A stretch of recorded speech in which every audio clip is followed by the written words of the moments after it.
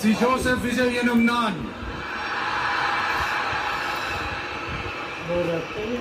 தமிழ்நாட்டு அரசின் முதலமைச்சர் என்ற முறையில் எனது கவனத்திற்குள்ளாவதும் தெரிய வருவதுமான எந்த பொருளையும் முதலமைச்சரின் கடமைகளை உரியவாறு நிறைவேற்ற தேவையான அளவுக்கன்றி ஒருவரிடமோ பலரிடமோ நேர்முகமாகவோ மறைமுகமாகவோ அறிவிக்கவோ வெளிப்படுத்தவோ மாட்டேன் என்று